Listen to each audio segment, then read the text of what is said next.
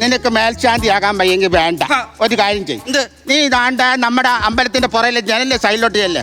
അവിടെ രാധാകൃഷ്ണൻ ഇരിപ്പുണ്ട്. അവന്റെ കൂടെ ഇരുന്ന് നമുക്ക് രസീതും ഒക്കെ ഒന്ന് എഴുതി പോയത്. അതെങ്കിലും ചെയ്യാം. ഈ രാധാകൃഷ്ണൻ ആരാന്നറിയോ? പണ്ടത്തെ കാര്യമാ. ഇവരൊന്നിച്ച് സുധാകരനുമായിട്ട് ജീവിച്ചിരുന്ന സമയത്ത് ഇവരൊറ്റക്കാവുമല്ലോ എന്ന് കരുതി സുധാകരൻ മേടിച്ചു കൊടുത്തൊരു വളർത്തു പട്ടിയ. അതിന്റെ പേരാ രാധാകൃഷ്ണൻ.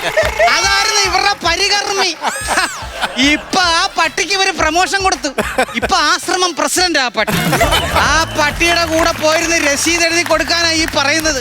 നിങ്ങളാരും ചിരിക്കണ്ട. ആ പട്ടി ഇപ്പൊ ഉത്സവത്തിന്റെ കാർഡുമായിട്ട് അങ്ങോട്ട് വരും. പിരിവിന് കൊടുത്തില്ല കൊരക്കുകയും ചെയ്യും. എന്താണോ കുഴപ്പം? നിന്നോട് ഞാനൊരു കാര്യം പ്രത്യേകം പറയാം, നീ ഓർമ്മ വെച്ചോണം. ഇനി മേല ശ്രീകോവിലിനകത്ത് ചെരുപ്പിട്ടോണ്ട് കയറിയേക്കല്ലേ, ഞാൻ പറഞ്ഞേക്കല്ലേ. ശ്രീകോവിൽ എന്നെങ്കിലും ഒരു കല്യാണം കഴിക്കുമ്പോ എനിക്കും എന്റെ ഭാര്യക്കുമായിട്ട് താമസിക്കാൻ എന്റെ ബെഡ്റൂം ഞാൻ ചിത്രപ്പണിയോടുകൂടി ഒരുക്കി. അതാണ് ഇവരുടെ ശ്രീകോവിൽ. അപ്പൊ ഞാൻ അതിനകത്ത് കയറണമെങ്കിൽ കിണ്ടിക്കകത്ത് കാലി കഴിയണം.